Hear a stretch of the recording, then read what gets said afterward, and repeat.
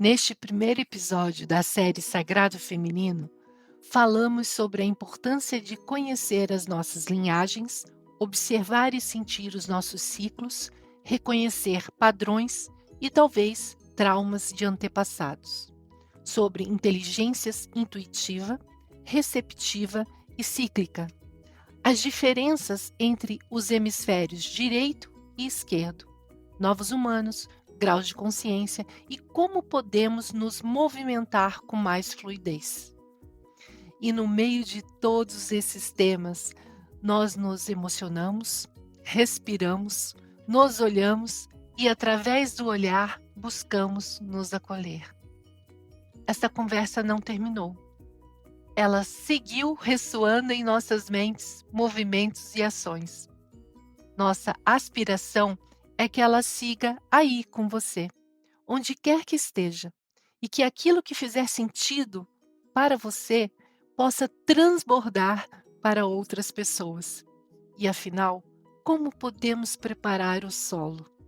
A Lígia, inteligentíssima profissional e amiga muito querida, nos ofereceu duas chaves essenciais para esse caminho: alfabetizar e experienciar o nosso corpo, a nossa mente e a nossa alma.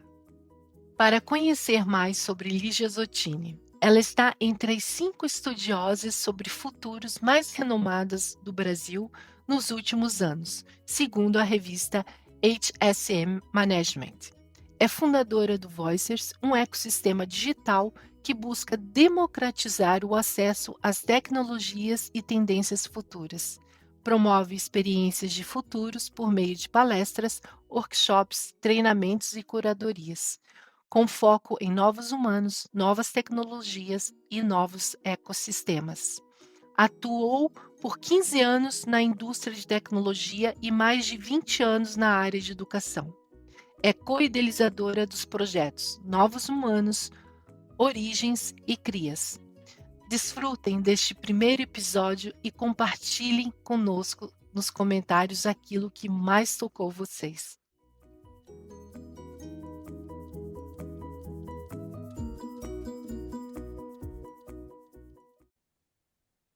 Li, é uma alegria imensa ter você novamente aqui no Trocas Preciosas. Há 3 anos, em agosto de 2022, eu, a Pri e você abrimos esse espaço juntas. Uma conversa sobre o tempo e a presença. E o tema foi: estamos nos distraindo do presente? Será que pensar no futuro nos ajuda a olhar para o agora? Um tema que continua bem atual. Mas hoje o ciclo se renova. Neste novo encontro, te convidamos para você mergulhar em um tema sutil quanto poderoso, a série O Sagrado Feminino. E para abrir essa série, começamos por Preparando o Solo, essa força que nos convida a voltar ao corpo, à intuição e ao coração.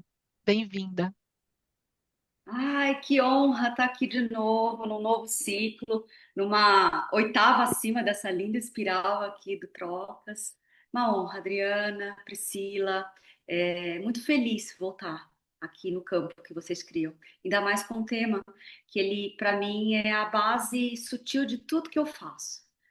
O quanto que esse feminino, do ponto de vista arquétipo, energia materializada, né, em corpos de mulheres, ah, pode nos ajudar a ter boas respostas em direção a esses futuros mais conscientes.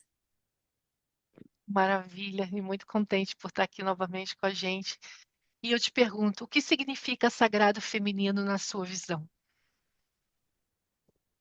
É, eu vim trabalhando muito esse tema, né? Desde que o acordar ele se torna necessário na minha existência, lá nos idos de 2000 começa os primeiros indícios em 2012, depois em 2015 aperta, né, o feminino em quem geralmente está muito acostumado, e somos todas as mulheres dessa existência moderna, né, a operar pelo arquétipo masculino, seja por trabalho, seja porque tem multifunções, seja por tudo aquilo que tem de carga visível e invisível no corpo de mulher. é, não diferente aconteceu comigo. Então, eu tive que ter uma quebra interna, né? No caso, hoje a gente nomeia burnout, mas uma quebra interna para que eu pudesse ter tempo de olhar esse sutil, ademais de ser alguém que sempre estudou espiritualidade, energias. Acho que eu me conheço nos primeiros movimentos de vida estudando sobre isso, mas de novo, estudando intelectualmente, se alfabetizando dos temas.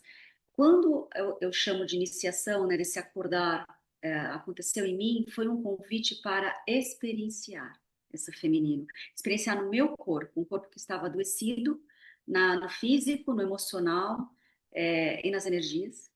E desse lugar para cá, esse ano vai fazer 10 anos, né, que acho que oficialmente o meu processo se instala, foi um grande olhar para esse feminino. Então, eu brinco, eu sempre gosto, né, da troca das palavras, tem o sagrado feminino e tem o feminino sagrado, né? O que muitas vezes parece que é só uma troca, mas não, todas as vezes que eu fui olhar para mim e eu olhei de perto, ademais de ter todo o rito, né, do sagrado feminino, dele vir para mim como muitas linhagens, olhar para os ciclos, a gente pode falar sobre isso hoje, olhar para a forma que os setênios operam dentro do corpo de uma mulher, a gente pode falar sobre isso aqui hoje. Tudo isso faz parte, né, de ir para esse mundo tentando integrar, e eu fiz isso, né, tentando integrar o meu feminino nesse mundo tão cheio de masculinos em nós. Mas eu li um livro que me chamou muito a atenção e que fez muita diferença nessa minha jornada, que é o Eternamente Isis. Ele não é um best-seller mundial, ele ficou meio famoso aqui no mercado local. E ele falava de uma experiência mediúnica canalizada por uma autora brasileira sobre um momento, né, no templo de Isis, lá no Egito, uma camada no templo, que eles ainda tinham o feminino de volta ao sagrado, e não só o sagrado feminino. Então, esse feminino no sagrado é mais ou menos uma ciência muito estudada nos povos ancestrais. Eles diziam assim: olha, a ciência da consciência, a ciência do invisível é igual à ciência do feminino. Então, nós éramos portais para toda manifestação de vida, de energia e de consciência do imaterial. E aí eu gosto de dançar. Tudo que eu faço até hoje para conduzir o meu sagrado feminino também é levando o meu feminino de volta ao sagrado, a essa consciência, a essa ciência e a esse invisível. E aí a ciência da consciência do invisível vai passar por coisas que ajudam o nosso sagrado feminino, que é a ciência dos cristais, a ciência dos sons, a ciência das geometrias sagradas, a ciência dos aromas, todas essas ciências que tenho certeza que quem está aqui numa jornada de sagrado feminino também fez uso para que as suas almas pudessem recordar do que é ser feminino. Então, eu diria dessa forma. Eu tenho uma frase aqui da Clarice Píncola, né? Acho que fala um pouquinho disso que você falou. O sagrado feminino não é performance, é a reconexão com a fonte da vida interior. Acho que É, calhou bem aqui. Obrigada, adorei a fala. Por que que tem se falado muito sobre o sagrado feminino? Qual a importância para esta e as próximas gerações? E aproveitando esse gancho de próximas gerações, gostaria que se abordasse no seu trabalho nos novos humanos sobre o futuro consciente dos estágios da consciência que você trabalha. tá bom. Eu vou fazer em duas camadas. Se eu esquecer alguma coisa, você pergunta de novo, tá? Porque ela é bem potente, essa pergunta. Então, primeiro é por que que ela é tão importante, né? Por que que falar de Sagrado Feminino? Por que que esse acordar, né, está acontecendo? E uma das características do acordar da sociedade, que se torna mais integral, mais consciente, que tem a ver um pouco com novos humanos, e eu vou falar na segunda parte da resposta, é porque todo o processo que nos trouxe até aqui, ele é um processo que foi arquetipicamente masculino. E ele foi, talvez, realmente responsável, e eu vou colocar esse necessário, entre aspas, muito cuidadosa, tá? Para a gente poder trabalhar com milênios, né, de fome, de ausências. Era difícil ser humano de 300 anos para trás, né? Se você voltar 300 anos e seguir toda a jornada do para trás, 2.000 anos de história, é muito desafiador viver nesse mundo, porque ele já estava desintegrado, né? Quando eu falo que tem uma literatura que está trazendo no Egito, que o feminino foi retirado, que ele já foi invertido, que ele já foi subtraído da sociedade. Eu estou falando de coisas talvez muito originais para além da sociedade egípcia, se a gente for andando mais para trás.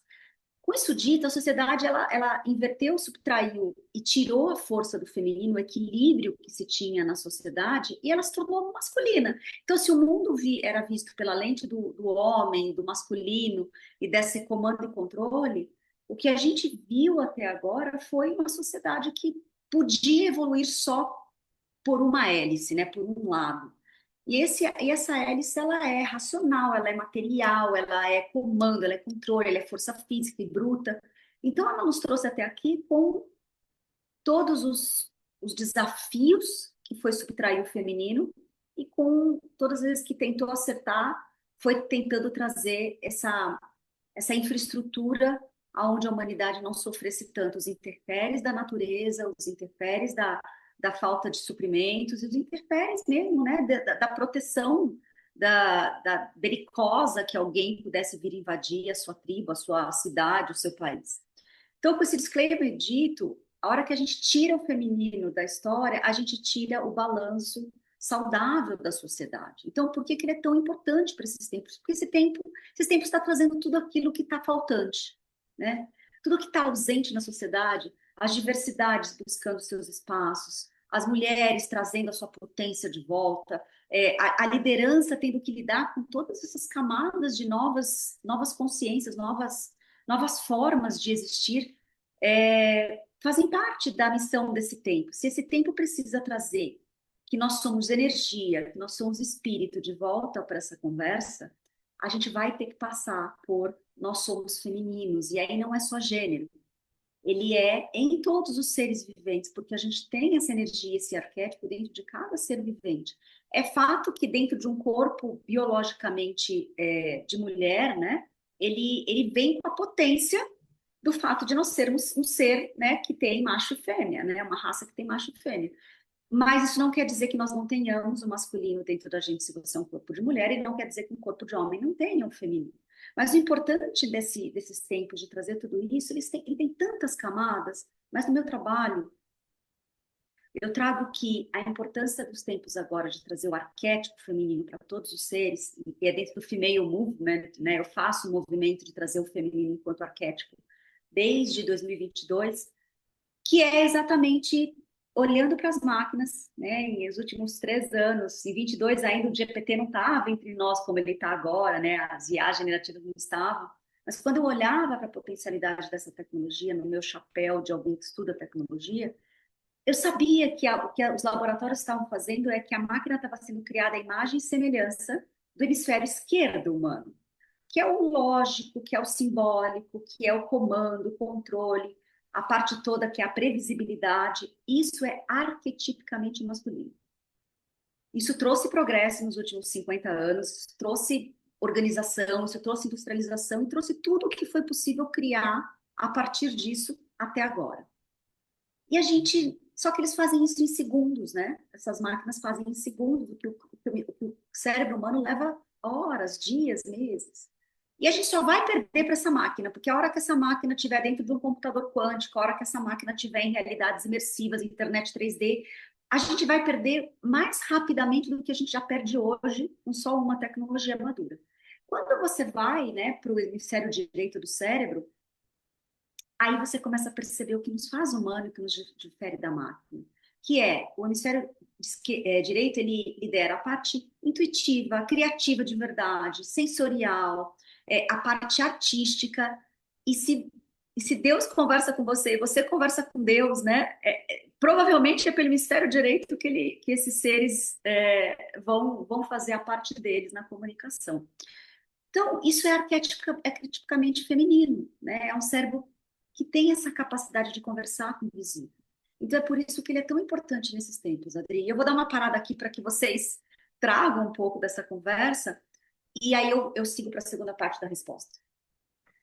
O que você trouxe é algo que eu tenho percebido com tudo que tem acontecendo, tendo essa leitura num contexto mais civilizatório, que o sistema antigo, de uma certa forma, ele tenta conter o feminino por medo e complexidade. Eu tenho percebido isso. E tem horas que a impressão que eu tenho é que eu estou lá há 20, 30 anos atrás, e, no entanto, a gente está num futuro aqui que mostra tanta coisa, como você acabou de trazer agora, né? Eu É, fico pensando nisso. bom, Adri, eu acho que aqui começa então o porquê, né? O porquê que a gente tem que olhar para a sociedade em estágios de consciência, que aí vai entrar tanto na minha linha de pesquisa futuros, né? Que eu estou assinando a partir desse janeiro de 26 como futuros conscientes, eu vim assinando como saudáveis, né?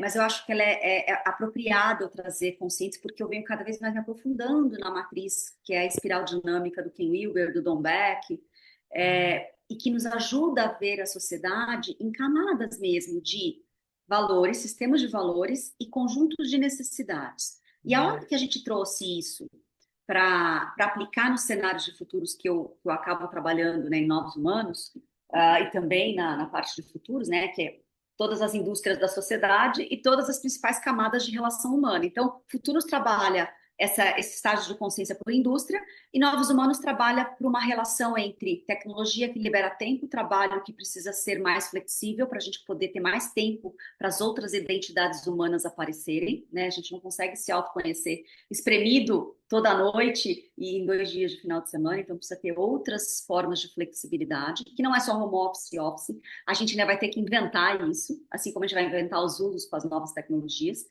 e que, à medida que eu tenho esse tempo para as outras identidades, eu vou me tornando mais. A minha verdade mais inédita vai ter espaço para sair. E a forma que eu consumo, seja produtos, serviços e relações humanas, né, eu tenho essas trocas humanas, elas vão se tornando baseado na essência de quem eu sou, na verdade de quem eu sou, né? Então, um consumo mais essencialista e mais verdadeiro. As trocas humanas mais essencialistas e mais verdadeiras. Para cair no último passo, né, que é a mandala que a gente trabalha lá em Novos Humanos, que são ecossistemas não só sustentáveis, mas regenerativos. E aqui eu tenho lideranças, aqui eu tenho equipes, aqui eu tenho trabalhos. Isso pertence, Novos Humanos é um recorte da sociedade baseado nessa espiral, que ela representa 15% da sociedade hoje em dia, e 6%, perdão, 6% da sociedade hoje em dia e 15% no poder. Então, não é a maioria das pessoas que estão nessa camada de novos humanos, seres mais conscientes, seres mais integrais. Eles são um pedaço dessa espiral dinâmica, que é a boca da espiral. Eu brinco, quem está. São um sistema de cores, tá? Para quem nunca ouviu, digita espiral dinâmica Ken Wilber, ou só espiral dinâmica, que ela vai vir, ela é mundialmente famosa nas últimas 4, 5 décadas e ela tem sistema de cores. Então, as cores que a gente trabalha em Novos Humanos é para cima do laranja. O laranja é o mundo científico, é o mundo executivo, é o mundo dos empreendedores, é o mundo de quem venceu e teve privilégios na vida e que está lá comandando as empresas e tem dinheiro, tem acesso tecnológico.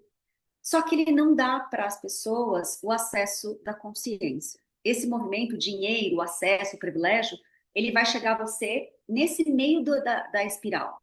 E você pode morrer ali, se você não fizer nenhum trabalho de autodesenvolvimento. Esse seja a sua terapia em dia, seja buscar os lugares onde o feminino precisa ser integrado, seja mulher, seja homem, esse sutil, esse olhar, né, mais espiritualizado, independente da linha que você siga, isso pertence às cores finais da espiral. Então a gente tem o verde como uma cor mais ecológica e mais da diversidade, que a gente viu ganhar muita força, né, de repertório narrativo na pandemia e pós-pandemia. Depois disso, você tem o amarelo, que é mais integrativo, e você tem o turquesa, que é o que a gente fala que a gente ama, mas ele é 1% da população, 1% no poder. Isso no arredondamento, ele é menos de 1%, que é a pessoa sistêmica. Ela já entende a vida não separada corpo, mente e alma, tá? Corpo, mente, energia. Ela opera o dia a dia já assumindo que aquilo é uma verdade, já está reintegrada dentro dela. Isso quer dizer que quem está lá é melhor, é mais alto? Não, quem está lá cabe mais, é mais largo. Quem consegue ver as coisas sistemicamente dentro desses 3 pilares, cabe quase tudo que veio abaixo dessa espiral e ela não tocou fogo na outra cor, ela integrou a cor e transcendeu a cor. Isso quer dizer o quê? Quando você fala, olha, a gente está em tempos muito desafiadores, que o mundo está binário, parece que eu voltei lá para, sei lá, para 1800. Sim, porque abaixo do laranja as coisas são muito mais binárias e muito mais tradicionais. Então, abaixo do laranja, a gente tem um azul, que é quem joga pela regra, é quem joga pela polaridade, é quem joga pelo binarismo. Então, ele não consegue transcender e chegar lá no plural do verde, porque ele nem passou por tudo aquilo que a tecnologia ou os sistemas mais modernos podem entregar, que é na laranja. Ele está duas abaixo. E a partir disso, mais um abaixo é o vermelho, que é super tradicional, que é super daquele jeito feudal, sabe? Tem os reis, os heróis, que é o que a gente está vendo hoje. A gente está vendo uma disputa entre azul e vermelho, né? Não só nas cores de algumas legendas políticas, mas de verdade é de sistema de valores. Para depois descer no roxo mais tribal, aqui tem alguns resgates que a gente tem que fazer do feminino, sim, né? Quando a gente, na tribo, a hora que a gente veio, os povos originários, e a gente cortou a cultura, a gente cortou o feminino de início. A gente está cuidando, assim, para quem estuda mais a espiral, você não chega em turquesa se você não resgatar o roxo, que é o início ali, o tribalista, né? Você vai ter que trazer essa grande mãe de volta. E o bege é o início, a sobrevivente, ou são as pessoas que estão em situação de vulnerabilidade, ou são as crianças pequenininhas, tá? Na sociedade. Então, essa matriz ajuda a gente a olhar que nós dividimos o mesmo espaço, mas não ao mesmo tempo. Dependendo do conjunto de valores que a pessoa está vivendo ou das necessidades que ela é obrigada por ausência de acesso financeiro e cultural, ela não consegue operar com sistemas mais abertos, mais plurais e que cabem mais, que é os sistemas mais no final dessa espiral dinâmica. Então, Adri, o tempo ele é urgente para a gente trazer de volta esse resgate do feminino, porque sem ele a gente não consegue iniciar os processos para cima do laranja. Quando você começa a se autoconhecer, seja homem ou mulher, a mulher vai por alguma coisa do feminino, do sagrado feminino, e o homem vai ter que olhar as suas vulnerabilidades emocionais, que é feminina dentro dele. Então, essa é a necessidade dessa conversa agora. Eu adoro essa tua fala, né? Mesmo espaço, mas não o mesmo tempo. Isso aí mexe aqui bastante comigo. Uma pergunta rapidinha. O que que você acha, dentro do que você falou agora, das consciências? O que é resgate legítimo e o que é tendência? Nossa, bela pergunta.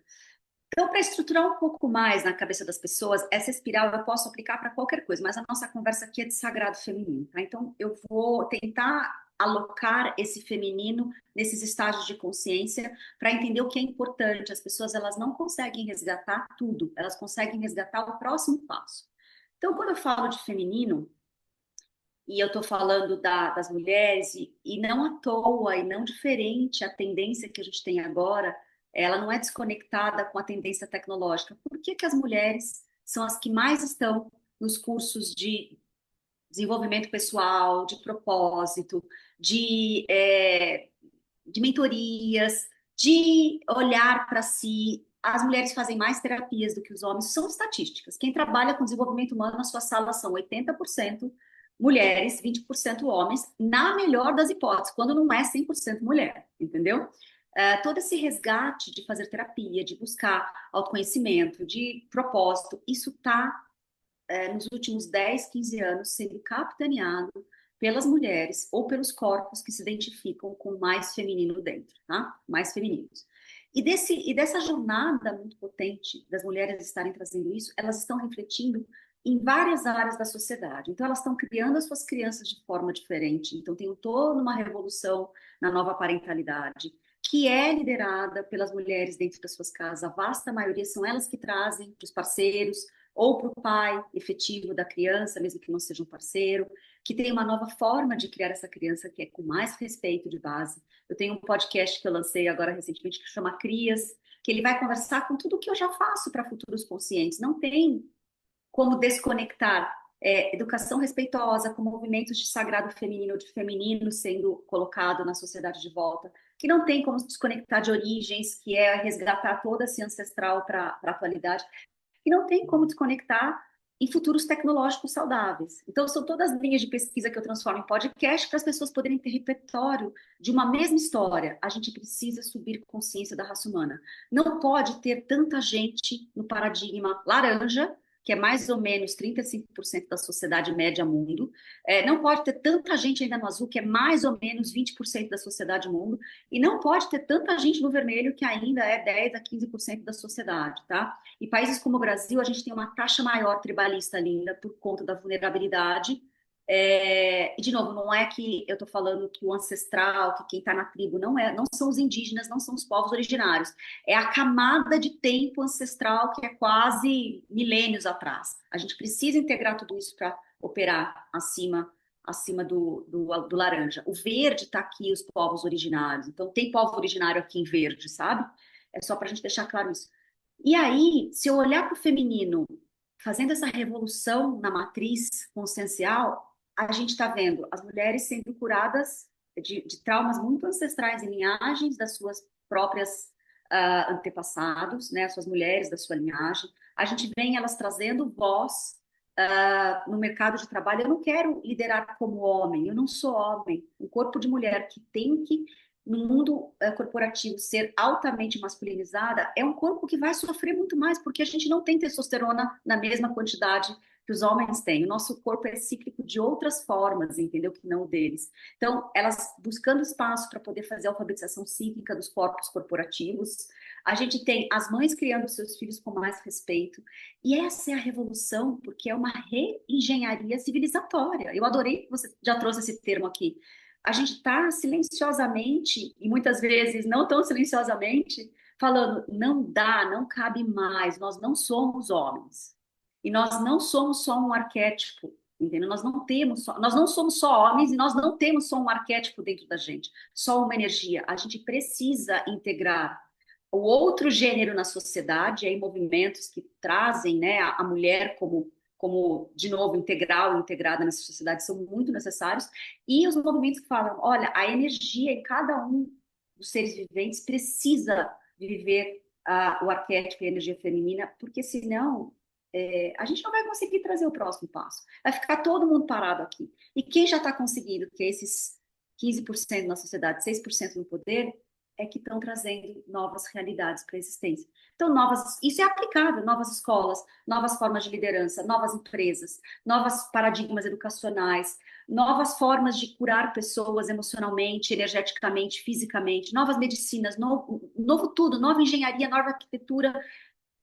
Eu faço esse viés recortado para todas as áreas da sociedade, e tem inovação em todas elas se você trazer esse aspecto humano. Então, novos humanos são seres mais integrais, e na raiz da integralidade está o feminino. Não tem novos humanos sem feminino iniciado, trabalhado e, de alguma forma, já trazendo a integração dele. Do contrário, você vai ficar numa matriz, e essa matriz não funciona mais para os tempos que estão vindo aí. Lígia, eu gosto muito de te ouvir. Eu fui anotando, eu trouxe até um caderno novo, assim, para poder anotar todas as suas reflexões. Uma que eu gostei muito foi de você brincar com as palavras e trazer o feminino para frente, porque eu acho que a gente reconhece o nosso feminino, porque quando a gente coloca o sagrado na frente, parece que é algo externo, né? É algo que está distante, que eu preciso chegar até lá, mas eu trazendo o feminino para antes, eu já reconheço o feminino dentro de mim, independente do gênero, e aí sim eu vou trabalhando esse sagrado, né? Eu vou aproximando aquilo que parece tão externo e vou trazendo para perto. E uma outra questão que você trouxe, que vai linkar com a pergunta, é que aquilo que faz sentido para a gente, ele perpassa por uma construção social. E talvez, quando hoje, a gente foi buscar muito material falando sobre a questão do sagrado feminino, tudo, as pessoas acabam tendo uma tendência de olhar para o corpo. E aí você trouxe, né, que é o corpo, a mente, a alma, né, onde ele está tudo integrado. E como que a gente pode trazer novos repertórios para que a gente possa entender o corpo não só esteticamente, mas entender o corpo que sente, que tem todas as memórias de trauma que você trouxe, né? Tem a parte sensorial, é aquilo que eu vou sentindo, minha mente vai organizando, minha mente também vai sentindo, a minha alma também vai sentindo, e aí a gente vai trazendo todo esse processo de autoconhecimento, não só como uma necessidade pontual, porque muitas pessoas acabam entrando em desespero em situações, vendo o mundo caótico como ele está, mas como uma missão mesmo de se autoconhecer e trazer essa verdade no dia a dia, trazer essa leveza, né, e a gente expandir. Então, como que você acha que a gente poderia trazer essa questão de valores e conjuntos de necessidades, que você trouxe isso, mas de uma forma mais consciente, não só para esse corpo que se apresenta, né? E que às vezes a gente adota e entende que existe um padrão de ser para poder pertencer, né? Como que a gente pode pertencer com tudo aquilo que a gente tem? Uau, que lindo! A começar do entendimento da troca, eu nunca tinha pensado que ao trazer o feminino para frente é o feminino em nós, mas vou adotar. Obrigada por essa chave linda.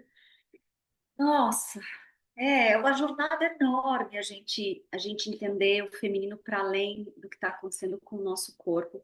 Mas eu queria fazer um disclaimer que é bem importante, eu vou até o fim, tá? Todas as vezes que a gente faz os treinamentos, porque o meu trabalho ele tem essa missão de levar para o mundo das empresas, das lideranças, das corporações, ademais de eu fazer podcasts muito para a pessoa física, para o humano que está escutando do outro lado, que é o lugar onde, como esse daqui, a gente fala abertamente, sem tantas recortes que as organizações pedem, mas eu sei que eu tenho uma missão com o mundo dos negócios, né? Tenho uma vocação que eu sigo vivendo.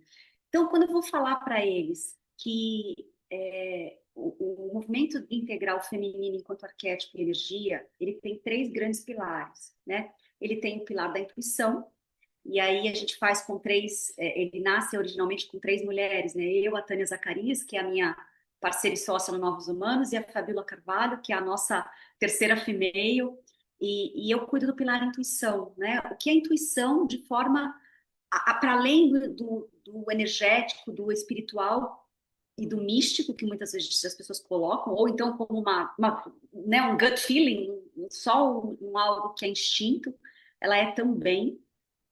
E eu vou trazendo ciência desse hemisfério direito, que ele é o mestre, ele é o mais importante dentro dos seus hemisférios.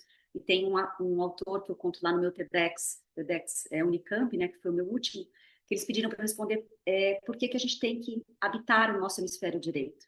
E o cientista que eu me baseio, ele é um inglês que chama Ian McGilchrist. E ele que escreve sobre o mestre e o emissor. Ele que fala que o cérebro, o hemisfério direito, deveria ser o mestre porque ele captura a realidade com mais abrangência e em segundos. Então, quando você chega e fala, nossa, sentir o ambiente, sentir a pessoa, é o seu hemisfério direito trabalhando. Tá? Ele tem uma percepção sensorial de microexpressões, de captura de sensações, de sensibilidade. Se o seu corpo, então, for um corpo que tem altas sensibilidades, né, que agora a gente tem bastante estudos com as pessoas que são pás, vale a pena estudar também isso.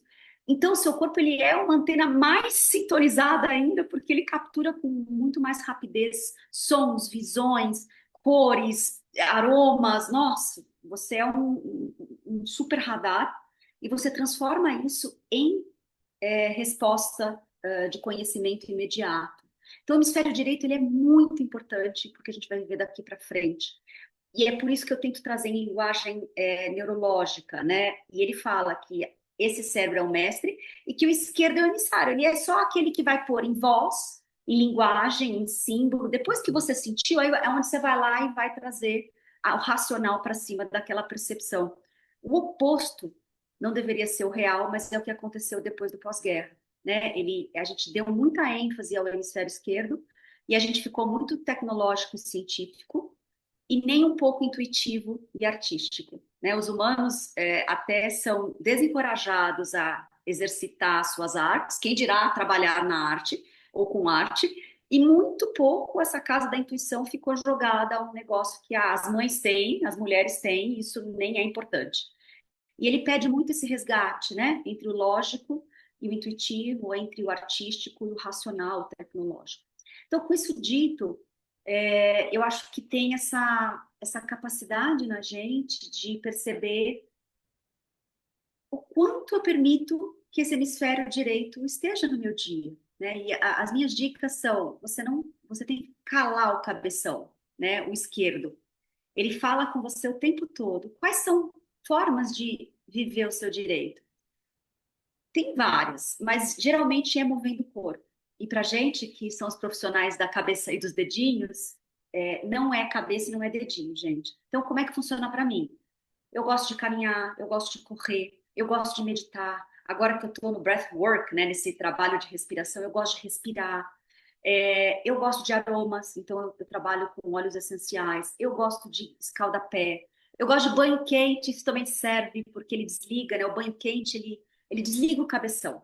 Eu gosto de repente, pegar o carro e pegar uma estrada e ir conversando. Para mim, funciona, sei lá, viajar no aeroporto. Eu coloco ali um fone com alguma coisa que me ajuda também, uma música. Eu entro num estado mais de fluxo. Tudo isso é habitar hemisfério direito. Quem gosta de cozinhar, cozinhar. Quem gosta de pintar, pintar. Quem gosta de dançar, dançar. Quem gosta de fazer exercício, exercício. Porque você está habitando o seu corpo. E aí eu tenho certeza que alguém vai lembrar do momento que você fez algumas dessas coisas e você teve um ato criativo da sua mente acontecendo. Ah, eu estava com problema, fui tomar um banho quente, no banho teve aquele ahá. Ah, eu estava com uma situação e a hora que eu estava correndo, eu estava vendo um monte de histórias para eu resolver aquela situação. É esse o seu hemisfério direito conversando com você, né? Ele pode ser tão passivo e compassivo quanto um estado meditativo, e ele pode ser tão ativo e criativo quanto uma dança, uma corrida e um banho quente, entendeu? Obrigada. E você falou sobre a importância, né, que o nosso corpo é cíclico. É, e aí eu queria que você falasse mais, assim, da importância da Sim, gente sim. observar. Esse é um assunto tão grande que me ajuda a voltar se eu me perder. Então, o Free Movement fala da intuição, que esse é o primeiro pilar, e eu sou a representante dele, é por isso que me perdi nesse ponto. A Fabiola fala muito do receptivo, né? Que a gente fala, o feminino, ele é passivo. Essa palavra está tão distorcida que a gente então coloca receptivo porque as pessoas agora já entendem que é importante ter escutativa, ter presença nos locais, ter o mindfulness da situação. Então é importante, né, escutar a si para escutar o outro, para escutar o todo, né, a vida. Ninguém escuta a vida se não sabe escutar a si, as vozes internas. Você não escuta o outro se você não fizer esse exercício com você. Quem dirá os sinais da vida? E aí a gente faz muito uso do Jung e dos estudos dele, né? Que a vida fala com você de três formas. Ou sonhos, também tem muito a ver com essa percepção do hemisfério direito. Ou sinais, as sincronicidades, que ele fala bastante nos estudos dele. Ou os sintomas. Né? Se você não faz um bom exercício de estar atento a isso, se você não consegue interpretar sonhos e interpretar sinais sincrônicos, se você não tiver com bons processos terapêuticos instalados dentro do seu corpo emocional. Aí a vida vai te responder com sintomas, né? E eles são formas que o subconsciente traz de volta. Então, receptivo, e o terceiro é o ciclo. Então, a inteligência intuitiva, a inteligência receptiva, a inteligência cíclica formam o female movement aqui, as pesquisas, e formam a forma que a gente vai informar as pessoas que elas precisam ser integrais. Né? Ela não só hemisférico, mas ativamente integrais. Traga na sua liderança, na sua vida diária, a intuição como intenção. Escute esse corpo como recepção, né, das vozes internas, da voz do outro e da voz do todo. E aí você é o pilar que realmente tem muito mais a ser ensinado. No cíclico, o homem também é cíclico. Ele tem o ciclo testosterônico, mas o ciclo testosterônico ele é um ciclo de 24 horas. Então, ele acorda alto nos homens, e é por isso que eles são capazes de fazer exercício 5 horas da manhã, aquela coisa toda da explosão, né? Muitos trabalham muito, né, essa primeira parte do dia, e ele vai caindo à medida que o sol vai se pondo, né? Ele é bem circadiano. E o nosso, e a gente tem que se encaixar, seja na vida, porque as agendas são assim, as escolas são assim, o trabalho é assim, a comida é assim, a gente não é assim. A gente tem ciclos de 28 dias, e esse é um dos maiores momentos desses nossos trabalhos com o Female Movement, que a gente vê um monte de mulher se emocionando, a gente se emociona todas as vezes juntas, porque para muitas, e elas são muito, muito privilegiadas, isso não quer dizer que privilégio garanta conhecimento feminino. A maior parte das vezes, o dinheiro e o poder fizeram delas, e eu vou falar na primeira pessoa porque me fez também, como executiva, um arquétipo muito endurecido do masculino. E para resgatar isso, o corpo ele vai quebrar em muitas partes, e é muito comum elas estarem adoecidas na sua alma, né? As executivas, que aqui as que geralmente chegam para a gente. E esse resgate da alma, principalmente no setênio dos 42, né? A hora que chega esse setênio da antroposofia, que fala bastante do você agora vem viver o que você veio viver, né? E não à toa o corpo inteligente te coloca também no processo talvez de perimenopausa, iniciando já para um ciclo diferente. Mas antes de eu falar da perimenopausa e menopausa que eu posso falar, o que é ser uma mulher cíclica, então? Como é que esses 28 dias, em média, que é a média do ciclo das pessoas que sangram, né, das mulheres, dos corpos que sangram, ele tem a primeira metade, que ele é estrogênico, ou seja, o estrogênio é um gênio. Ele faz uma menina virar mulher em pouquíssimo tempo, né? Ele é arquetipicamente masculino. Ele é para fora. O teu cérebro está totalmente blindado às emoções que a gente fala. A mulher é emocional, a mulher vai chorar, que é todos os pejoros, né? O bullying corporativo com o fato das mulheres, né? No ambiente de trabalho. Ele não, ele está igual aos colegas que têm corpo de homem, o corpo com mais testosterona. E você vai estar para fora, criativa, quando você ovula, né? Todo mundo fala dos desafios da TPM, mas ninguém fala da beleza da ovulação, que é você, o teu corpo inteiro tá trabalhando para a reprodução da vida. Então você tá mais bonita, seja porque a tua pele tá melhor, o cabelo tá melhor, você internamente tá melhor, o seu cérebro tá mais blindado, você vai ser mais criativa. Coisa linda. O que aconteceu depois da ovulação, dias depois? A gente não engravidou. O corpo vai falar assim: bom, gente, vamos mudar o admin, né, o administrador. Não tem vida aqui instalada. A gente vai ter que desassociar essa vida. E aí é onde vem a segunda parte do nosso ciclo depois da ovulação, que é o progesterone, que é a progestação. Ele deveria primariamente estar gestando, né? E se você não está gestando uma vida, oficialmente você vai ter 15 dias, e eu sempre me emociono falando isso, para gestar a si. E é aí que você vai para dentro e que não tem nenhum problema com ir para dentro, com ficar mais sutil, com ficar mais sensível. E é hormonal, né? O teu cérebro ele já não está blindado como estava nos primeiros 15 dias. Ele está muito mais regenerativo, o seu corpo inteiro está se regenerando, né? O teu ventre, você está sangrando, né? Você está se preparando para sangrar, na verdade, depois da ovulação. E ele está se regenerando, porque algo morreu ali, né? O seu óvulo morreu. E o teu cérebro está altamente regenerativo também. É por isso que ele está pouco receptivo para o ambiente externo. Então, não é uma fraqueza do corpo humano, é aqui quando as mulheres se emocionam, se curam, só de saber que é assim que funciona. Porque a gente cresce tendo que lidar com os sintomas da TPM, os sintomas da menstruação. Nesse mundo que perdeu o feminino e o sagrado, o sangue ele é indesejável, entendeu? De começo. Eu nunca vi a minha mãe sangrar ali. Eu faço questão, eu tenho uma filha pequena, ela sabia que a mamãe tá, ela a gente chama de sanguinho, que a mamãe está com esse sangue vindo e que ele é bom e que ele foi parte do que aqueceu ela, do que alimentou ela quando ela estava na minha barriga, para que alguma conexão positiva ela tenha com essa experiência que a mãe dela tem todos os meses, entendeu? E desse lugar, a hora que você está altamente regenerativa, seja no corpo, seja no cérebro, você não está disponível para o mundo externo com a mesma potência. Então, seu cortisol, o seu cérebro está mais sensível a cortisol, que é o estresse do mundo do trabalho, que é o estresse de criar crianças, de lidar com adolescentes, de lidar com o dia a dia das coisas, a gente está bagunçada, está mais lenta. Porque, na verdade, se você olhasse para os primórdios da história, a gente estaria reclusa. a gente estaria nas tendas vermelhas, a gente estaria com uma village, com uma tribo, sabendo que isso estava acontecendo, e que hoje a gente faz jornadas silenciosas e solitárias desse processo, tentando acalmar e tentando ser alguém tão produtiva do ponto de vista performance, quanto nós somos na primeira quinzena. O que o mundo dos negócios está perdendo, é sobre isso que a gente tenta ensinar, é que aqui a mulher está muito mais observadora, o corpo que sangra, né? Porque nem toda mulher sangra.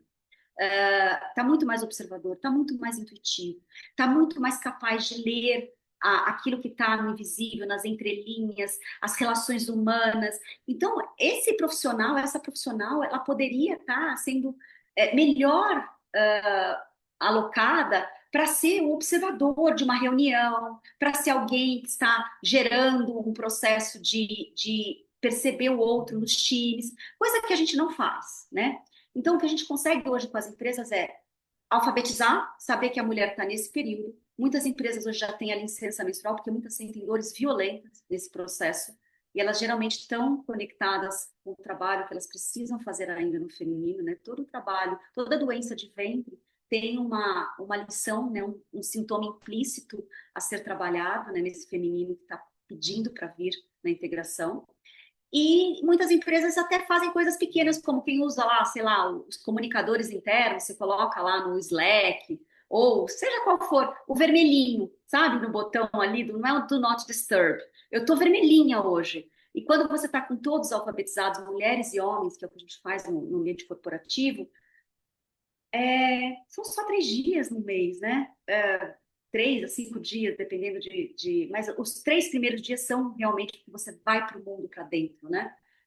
Você dá para a pessoa a possibilidade de ser um canal altamente intuitivo. Então, a TPM é o processo regenerativo, né? Que vai te trazendo para o momento de total regeneração, que é o sangue. Então, quanto mais você está alfabetizado no ambiente de trabalho, os familiares dentro de casa, né, os parceiros, meu marido, então ele sabe que quando eu estou nesse processo, ele precisa entrar mais, né, ele vai ter que entregar mais no cuidado com uma criança pequena que a gente tem dentro de casa, porque o meu cérebro dói quando ela grita nesse momento, o corpo inteiro tá sensível, né? Então, quem está ao redor tem que, de alguma forma, auxiliar essa mulher, né? Se você é uma vizinha, ou você é uma prima, uma tia, uma mãe, cara, pega essa criança, pega esse adolescente, vai fazer alguma coisa fora. E geralmente é o momento onde as DRs dos nossos relacionamentos acontecem, porque a gente está falando aquilo que precisa ser corrigido, né? A gente está parindo uma melhor versão nesse ciclo. E se você não consegue segurar a conversa na TPM, no sangue, e trazer ela seja no ambiente familiar ou no ambiente de trabalho, para quando o seu cérebro está forte de novo, estrogênico, e não está tão sensível e emocional, é onde você consegue trazer as mudanças. Se você não consegue segurar, é onde você consegue só brigar. Então, tem toda uma inteligência que, se você nasceu nesse corpo lindo, né, que ele é capaz de ter os dois arquétipos, né, de fábrica, você precisa entender as suas potências nesses dois ciclos. E aí, quando a gente entra na menopausa, perimenopausa, é o nosso momento de alquimia, né? Se vocês quiserem, eu posso falar também, mas basicamente, se eu tivesse que deixar uma única frase, a gente para de ter potência de parir o outro, seja como vida, ou seja como essa mulher motor, né, ali daquela casa, daquela família, daquele time, liderando ela, você pare, né, com a sua capacidade de intuir nesses momentos, para parir a si mesma, uma mulher mais sábia. E eu brinco que, se a sociedade não está preparada para a primeira geração de crianças, eu vou me emocionar de novo, que estão sendo respeitadas pelos seus pais, elas também não estão preparadas para a primeira geração de mulheres sábias que vão atingir os 50, 60 e 70 anos nos próximos 10 anos. E essa é a revolução silenciosa desse feminino. Ai, eu estou aqui emocionada. E, e antes de entrar nessa próxima pergunta, assim, cada uma de nós, né, a gente tem a nossa própria história, né? Mas nós temos ecos das histórias lá de trás, das mães, das avós, dos bisavós, né? E aí vem o silêncio, vem a força, vem a ferida e vem essa sabedoria que você falou agora. E essas heranças, elas transformam hoje para nós em crenças sobre quem somos hoje. E às vezes isso dá uma certa confusão para nós, né? Dessa crença e ao mesmo tempo dessa sabedoria que vem junto com essas crenças, né? E aí eu te pergunto, por que investigar as histórias das mães, das avós e das bisavós? E o que isso diz sobre as gerações futuras? Ai, que lindo. É, porque nós somos os sonhos delas, né? Acho que começa por aí. Acho que é muito comum em todas as mulheres que chegam até mim, em todas as linhagens, que nós somos essa geração vivente aqui, né? Provavelmente nós três e todos os que estão nos ouvindo, nós somos a geração de mulheres mais livres, que as linhagens já conheceram, até onde a gente consegue voltar, né? É, E aí, essa fase de transição, eu tô com 46, né? Então já tô já tô na perimenopausa, né? Chegando próximo, minha mãe. E aí começa pelo simples fato de que muitas não sabem quando a mãe entrou em menopausa. Isso é muito importante saber, porque você pode estar sendo acometida por uma série de sintomas e de coisas acontecendo no seu corpo, e a genética influi nesse momento, né? Então, minha mãe, ela cessou, começou com entre 48, cessou com 50, 52. Então, eu estou às portas, né? Pode estar acontecendo comigo já, inclusive. Eu estou investigando isso. E é uma das coisas mais difíceis que eu já fiz, porque no meu caso específico, eu fui uma mãe tardia, com 40 anos. Então, a hora que meu corpo começou a dar sinais, né, desse processo alquímico, desse processo, né, de, um, de, um, de uma parte mais lenta do meu corpo, que muitos chamam de envelhecimento, mas eu tento evitar essa palavra, porque tem outras coisas acontecendo, ademais da gente perder é, hidratação, né, que envelhecimento é uma total desidratação dos sistemas, uh, que é essa situação de eu ter tido a Belle com 40 anos, e aí foram 2 anos de puerpério até os hormônios voltarem ao lugar, né? E ele me entregou já as casas dessa perimenopausa. Então, eu estou há 6 anos com um corpo que eu mal reconheço, né? Com esse ciclo bastante já desregulado e essa característica mental. Então, olhar para trás, né? Olhar para as outras gerações, não só para e principalmente para saber como aconteceu com elas, porque isso também era tabu, né? A maioria teve que encarar sozinha. Minha mãe contando, né? Para ela foi uma pancada no corpo, ela teve problemas sérios de relacionamento ali, né? Internos dela, e que a gente não pôde nem ajudar e ninguém podia ajudar porque era silenciado. Isso minha mãe, uma mulher com privilégios, educadora. Imagina todas as outras que vieram antes dela. Minha avó, né, cuja a dureza que ela viveu na vida fez com que ela entrasse na menopausa aos 38 anos. O que foi isso para ela? E a hora que a gente vai puxando, você vai vendo não só fisicamente como foi para elas, mas aquilo que você está alquimizando. Se você está fazendo isso agora com alguma consciência, se você está escutando, esse já é o início da consciência, você vai entender por que lado a menopausa ou a perimenopausa entra em você. Então, a minha jornada era de mulheres muito fortes, que tiveram que se masculinizar, até onde eu consegui voltar, para a sobrevivência, né? Do lado de pai, meu pai é refugiado de guerra, ele é ucraniano, minha avó é ucraniana, então passou por todas as aterrorações, né? Os terríveis momentos da Primeira Guerra, Segunda Guerra. E por lado aqui, eu sou imigrante italiano, com raízes indígenas locais, então não foi fácil ser mulher para nenhuma da linhagem que eu pegar, entendeu? Elas precisaram ser muito fortes, muito endurecidas para sobreviver. E muito masculinizadas, muito controladoras. Então, o que eu estou curando dentro de mim desde que o feminino chegou? O controle, é óbvio. Esse arquétipo da força, da mulher que faz tudo, né? E, e a raiva foi a forma com que ela sobreviveu, né? Então, por onde chegou a minha perimenopausa? Pelo cansaço, pela névoa mental, ou seja, os esquecimentos, né? As palavras que não vêm. Ainda bem que nesse daqui eu estou bem hoje. Eu não estou trocando palavra nenhuma com tanta força. E eu trabalho com a cabeça, né?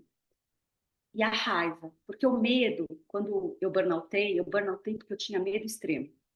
E é óbvio, né, que alguém que tem raiva, tem tristeza e tem medo. A gente está sempre curando essas três coisas na nossa genética. Eu tinha muito medo.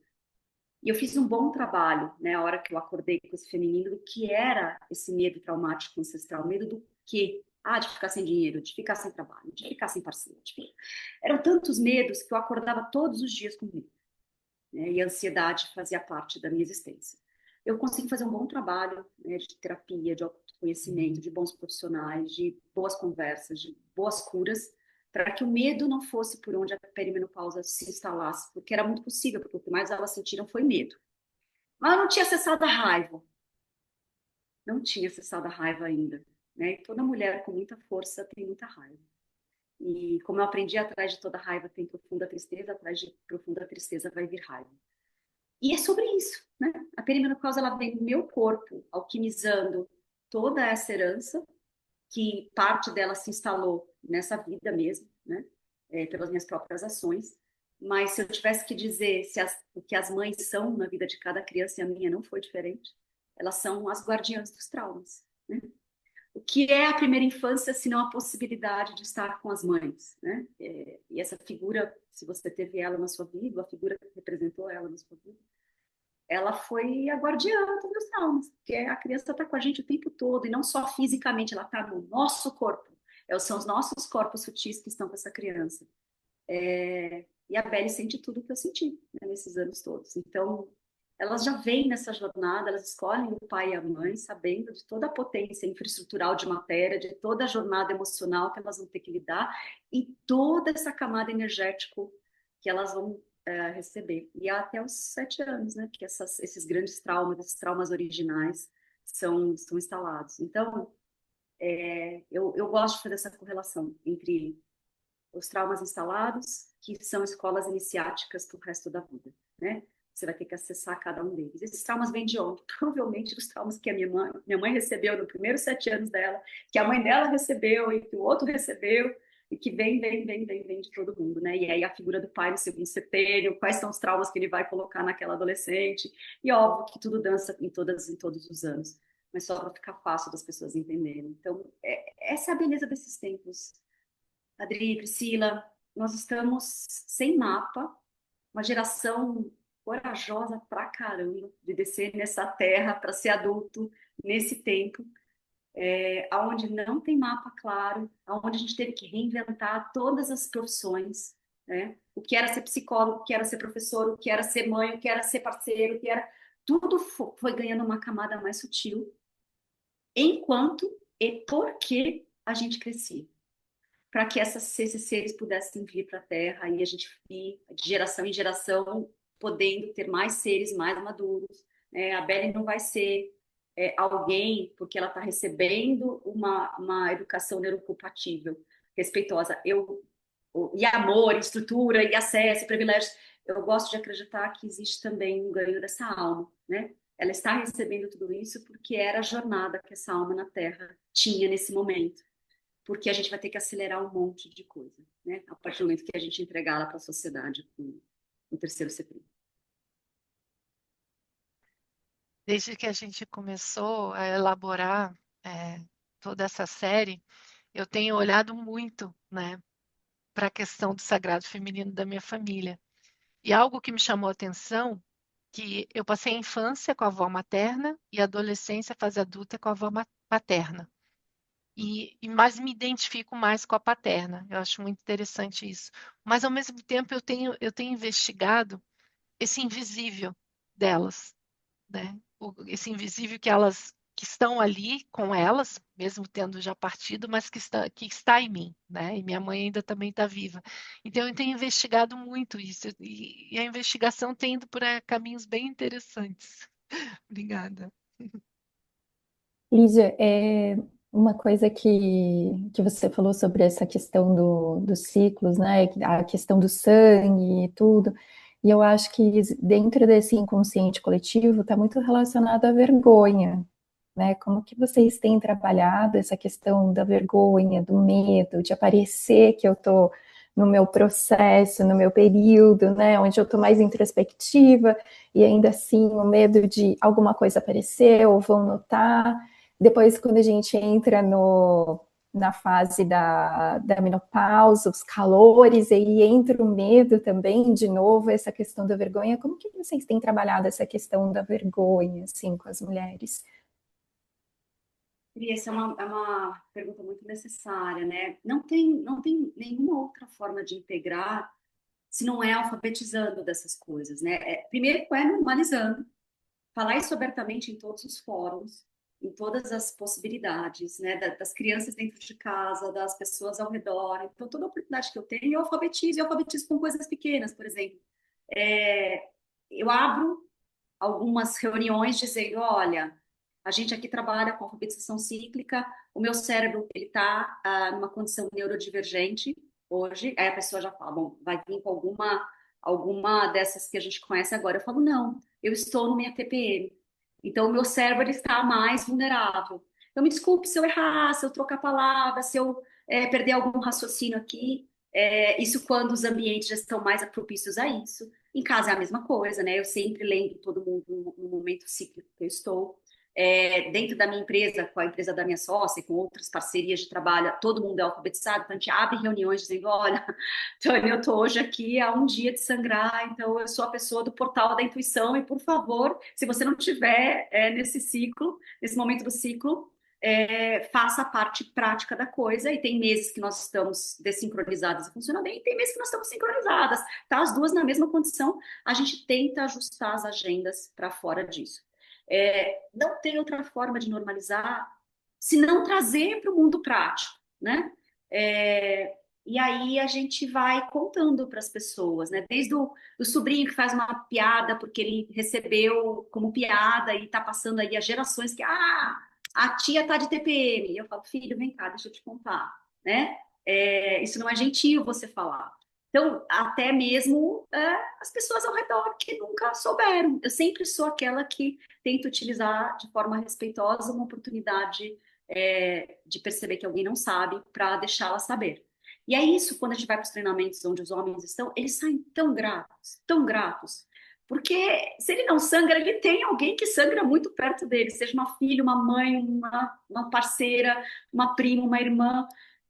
E, gente, eles também se sentem bastante vulneráveis, porque a hora que a gente vai sem preparação e sem nenhum tipo de respaldo, explode a cada ciclo, eles sempre ficam achando que tem algo errado com eles também.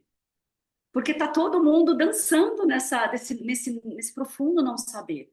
Então, as vergonhas do ponto de vista sociocultural e emocional, elas são mitigadas com educação, com alfabetização. A gente falar e falar de novo.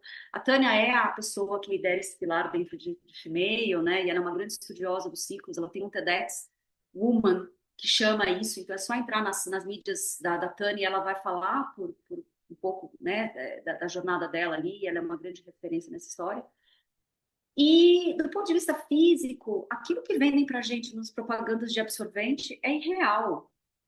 Vista o absorvente, vá cavalgar. Ela fala isso muito mais engraçado do que eu. Ela fala: a última coisa que eu quero é cavalgar, os seios estão doloridos, o corpo está mole, não quero cavalgar, não quero entrar na piscina. E se eu quiser entrar na piscina, vai ser uma condição muito diferente do que dar cambalhotas para entrar na piscina.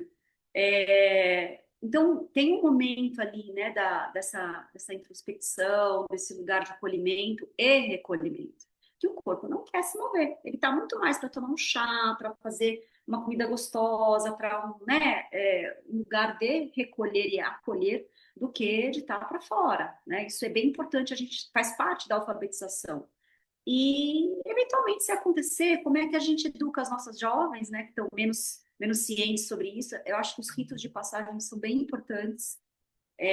Eu gosto dessas cerimônias, desses ritos que as mães estão fazendo com as crianças, né, com as jovenzinhas que estão menstruando pela primeira vez, aos 12, 11, enfim, qual for o momento aí do primeiro ciclo da menarca, para que elas possam, né, elas já irem conversando sobre isso, que ser menos sobre agora cuidado que você pode fazer vida, mas agora bem-vinda, você pode prever vida, você pode sentir vida, você pode ter outras percepções, exatamente porque agora você se torna cíclica, né? E tem ritos bonitos que as mães, os familiares, os pais estão trazendo para essa jovem que está menstruando.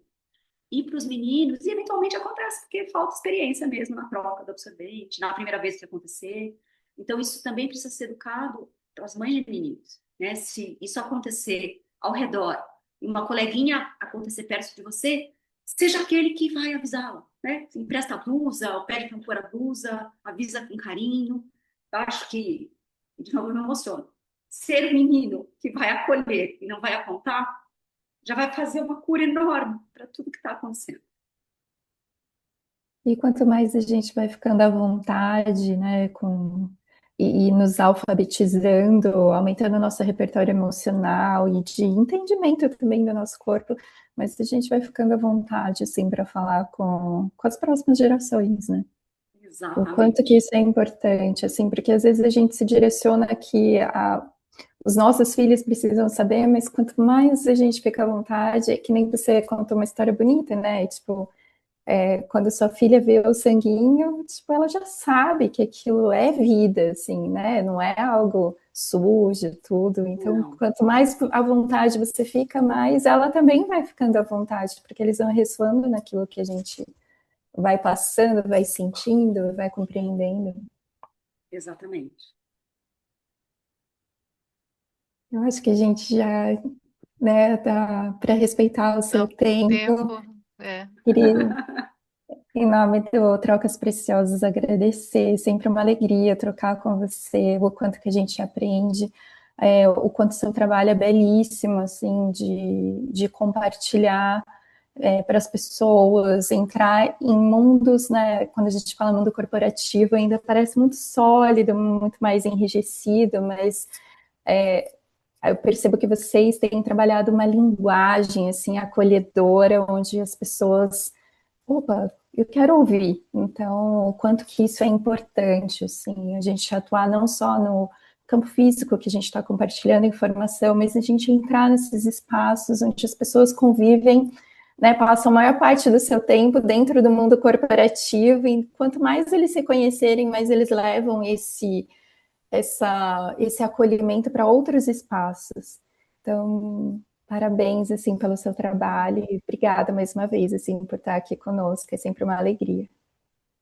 Bom, eu sou uma suspeita de falar sobre você, porque mora aqui no coração e sempre fico muito entusiasmada com seus trabalhos e sempre estou distribuindo e indicando para as pessoas que eu sinto que precisam, né, ouvir o que você vem falando, o que a Tânia fala. Eu acho muito importante. E, então, ao mesmo tempo, fico feliz, porque acho que através da fala de vocês, o contato que vocês têm nas empresas, né, nas grandes corporações, eu acho que a gente tem esperança, de um modo geral, que novos humanos estão emergindo. É assim que eu vejo.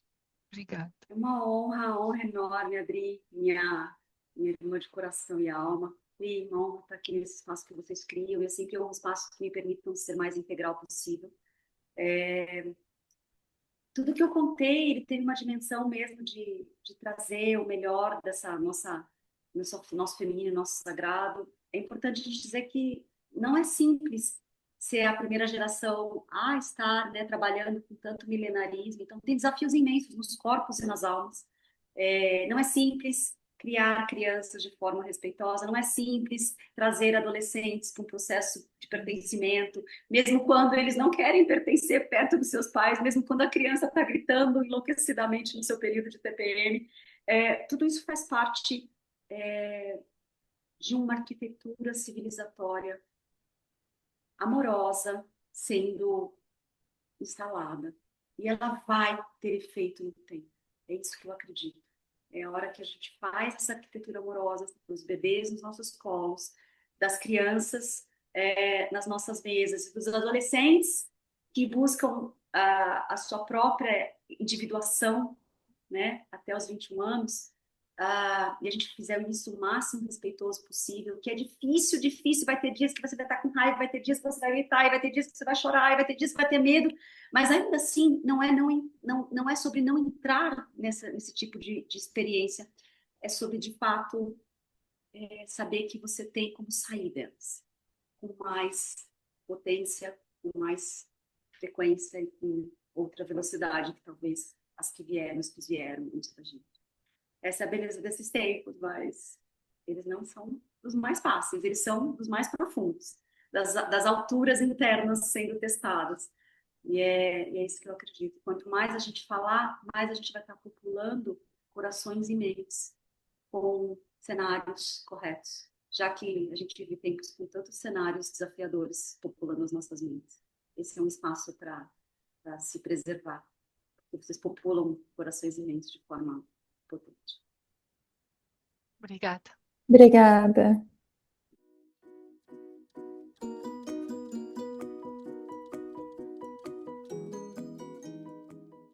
Você acaba de ouvir o primeiro episódio preparando o solo da nova série Sagrado Feminino, reflexões coletivas que impactam o bem-estar individual, com a participação especial e muito querida da Lígia Zottini. O Trocas Preciosas é um podcast psicoeducativo que busca trazer assuntos do cotidiano com profundidade e leveza, contando com o apoio e generosidade de estudiosos e profissionais renomados. É uma produção independente, caseira, a qual tem a aspiração de democratizar conhecimento e provocar reflexões individuais que beneficiam o coletivo. Neste episódio, houve a participação de Adriano Oliveira e Priscila Almeida, participação especial de Lígia Zottini, edição Adriano Oliveira. E caso essa conversa e referências que trouxemos você acredite que possa beneficiar e fazer sentido a outras pessoas, compartilhe com seus contatos. Isso nos ajuda a não só manter a nossa motivação, como também permite que o Trocas Preciosas tenha mais visibilidade e alcance. Até logo com o segundo episódio, chamado Semente. Não percam!